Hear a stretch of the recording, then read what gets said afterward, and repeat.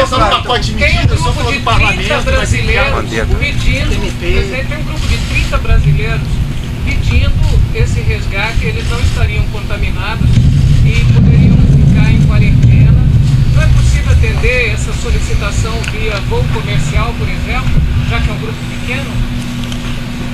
Para 30 nós temos a possibilidade até da Força Aérea cumprir essa missão. Existe a possibilidade. Agora todo mundo diz que não está contaminado. Isso nós sabemos disso aqui. Tem que fazer um exame prévio lá, tá certo? Quem tiver qualquer possibilidade de apresentar um sintoma não embarcaria. E chegando aqui, pela ausência da lei da quarentena, nós temos que discutir com o parlamento. Nós vamos decretar a quarentena, com toda certeza, numa base militar, longe de grande censo, né, populacional, para que a gente não cause pânico, transtorno junto à população brasileira. Então a ideia é de todos os países já evacuaram os seus cidadãos. Quando que o Brasil vai tomar a decisão se efetivamente vai... Se você me arranjar recurso e meios, a gente começa a providenciar a partir de agora. É muito simples. Quanto isso vai custar? O fretamento de um voo, por exemplo, presidente? Cadê o colega da aeronáutica? É um voo, custa caro um voo desse, sim, custa caro.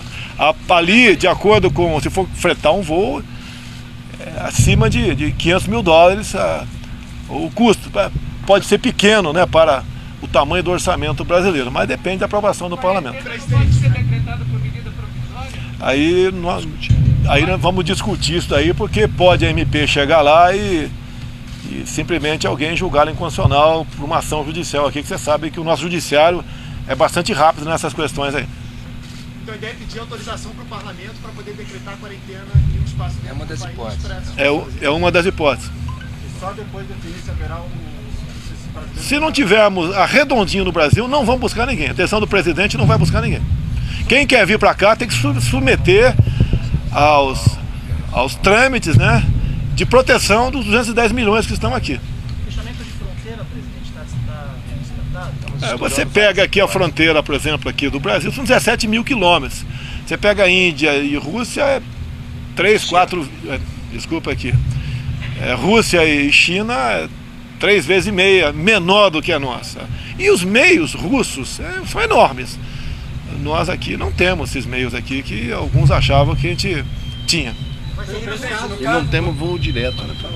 E não temos voo direto. Então você sai da China, você faz conexão em Paris, em Frankfurt, e encontra pessoas do mundo inteiro. Então a eficácia de fechamento de fronteira... Você tem que negociar. Não é. Você tem que negociar essas escalas também. Exato, Não, até para tirar os brasileiros que estão na região da China, a região da China que está mais sujeita, né, ela está fechada para qualquer pessoa sair. É preciso negociar com o governo chinês primeiro para que deixe sair os brasileiros, assim como outros países negociaram. Mas não é uma coisa óbvia e imediata também. Então isso é uma coisa que envolve. Tem condições de receber mais gente? Não, essas poucas dezenas seriam os hospitais de campanha das Forças Armadas. No momento de crise, são as Forças Armadas, tá certo? E aqui o nosso ministro da Defesa está... de pronto, esse problema já está resolvido por parte dele.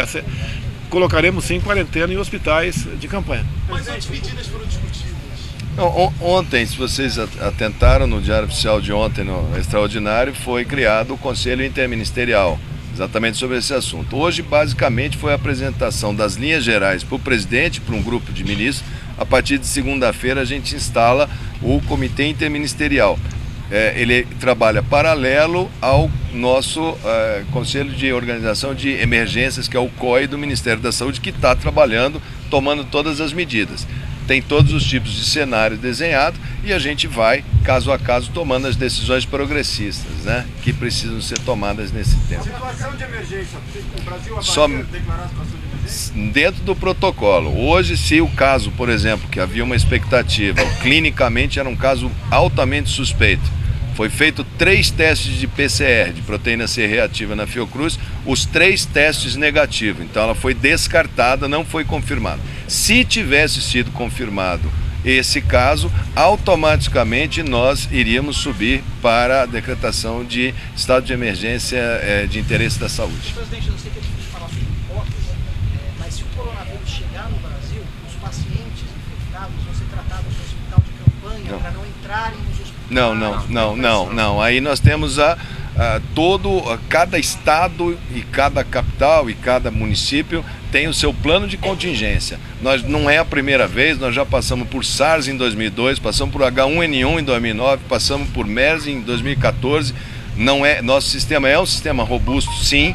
Agora, você trabalha com cenários. Ao que tudo indica até o momento, esse vírus tem uma transmissibilidade um pouco maior do que os outros coronavírus, mas uma letalidade muito menor do que os outros coronavírus. Então, como é que ele vai se comportar no nosso ecossistema, no nosso bioma? Será que ele vai aumentar ou diminuir a transmissibilidade? Ele vai aumentar ou diminuir a letalidade? Somente quando você tiver a presença dele num país com as nossas características. Então tem todo um estado de alerta, todas as nossas academias, nossos laboratórios, além da Fiocruz, hoje entrou Adolfo Lutz e Evandro Chagas, a partir da semana que vem a gente já amplia para os outros. Estamos prestando, o Brasil, a pedido da Organização Mundial de Saúde, através da OPAS, vai fazer a capacitação para todos os países da América do Sul. Nós temos uma fronteira muito extensa e não nos interessa que eles não tenham também os seus planos e a sua maneira de tratar, senão viriam para cá. Então devemos autorizar sim os exames de pacientes do Paraguai que não têm estrutura laboratorial, estamos tratando disso também no âmbito das Américas. Devemos também ajudar os países de língua portuguesa, porque eles não têm material impresso, como é o caso de Angola, Moçambique, Guiné-Bissau. Então aqui envolve relações exteriores, envolve questão de defesa e o presidente é quem dá o tom dessa Estudamos, conversa. Debatemos muito aqui também. E vamos continuar essa conversa, a possibilidade desse vírus chegar na Venezuela. O que a gente acredita que pode acontecer é uma entrada em massa de venezuelanos para cá, tendo em vista o clima que se instalará naquele país. O que poderemos fazer? Tá? Então, logicamente, haveria massa para cá, para a Colômbia. Então, a América do Sul toda está preocupada com isso que pode acontecer. E nós devemos nos antecipar a possíveis problemas para que não tenhamos que discuti-lo no flagor de uma entrada dessas pessoas aqui. Então os problemas são muitos, é complexo. O nosso ministério, graças a Deus, conversam todos entre si. São ministros que foram indicados por mim, todos eles, e devem lealdade ao presidente, que deve lealdade ao seu povo. Então é isso que acontece aqui, está acontecendo no nosso governo no momento. Outras reuniões poderão acontecer amanhã, domingo. Comigo não tem esse problema de feriado, sábado, domingo. E nós todos somos voluntários, eu voluntário como candidato, outros voluntários a servir ao nosso governo aqui. E nós queremos dar pronta resposta de acordo com as nossas possibilidades, né? De modo que a população brasileira não entre em pânico e não haja outros problemas. O abalo da economia, em parte, vai ter algum problema, que a China, a previsão é perder 1% aí do seu crescimento. Nossas exportações, no momento, pode ser que esteja afetada na ordem de 3%. Isso pesa para nós. Afinal de contas, a China é o nosso maior mercado exportador. Então, tenho conversado com o Paulo Guedes, conversado com o Roberto Campos. Hoje de manhã conversei com o Roberto Campos sobre a questão econômica. Então está todo mundo envolvido e preocupado em dar uma pronta resposta, né, para a população. Mesmo que tivermos algum problema, a gente vai anunciar o problema. Nada será escondido de vocês. Presidente, não é o caso, então, depois que o senhor falou sobre a fronteira e a preocupação com a Venezuela, de se tomar a decisão extrema de fechamento da fronteira com a Venezuela? Tem que ver o tamanho da fronteira. Você vê os Estados Unidos e México em torno de 3.400 quilômetros. A nossa aqui são... Olha, eles têm problema lá, tá? A nossa aqui são 17 mil quilômetros. Ainda temos na fronteira. Não. Aí a gente vai decidir essa questão aqui, o que fazer, tá certo? Quantos brasileiros já solicitaram o retorno? Vocês têm um número? Isso não é assunto. Não, isso não é assunto, não foi tratado aqui. Quantos Quando brasileiros que o senhor vai encontrar o solicitaram? ministro Nix, presidente, para conversar? Já estava aqui agora há pouco. Tá bom, hein? Bem, já que deturpou a conversa, acabou a entrevista. Obrigado, pessoal. Só tirar uma foto aqui, presidente. Olá, presidente. Ai, que emoção. Todo mundo aí? Ai, ele tá pertinho de mim. Boa tarde. Estamos prontos a conversar com vocês o assunto que foi tratado aqui dentro, que é de interesse nacional. É a possibilidade de nós termos caso aqui sobre portadores de coronavírus. Até o momento, nenhum infectado no Brasil. Tá? Temos alguns nacionais, em especial da região de Wuhan, que querem voltar para cá e têm pedido o nosso apoio. E obviamente o apoio custa dinheiro, meios que o Brasil vai ter que se esforçar para consegui-lo. Começa pela própria Força Aérea. Ao longo dos últimos 30 anos, arrebentaram com o material das Forças Armadas, entre aeronaves, por um projeto de poder, porque o militar sempre foi o último obstáculo para o socialismo. Então temos uma realidade pela frente. Inclusive o orçamento do ano passado para esse ano foi majorado para as Forças Armadas, em torno de 4 bilhões de reais. Tivemos críticas ferrenhas da imprensa, porque diminuiu para outras áreas, mas ninguém falou que nos últimos 30 anos como tiveram as Forças Armadas. E quando se precisa das Forças Armadas, não dá para chamá-la de uma hora para outra, que ela vai estar em condições de cumprir sua missão.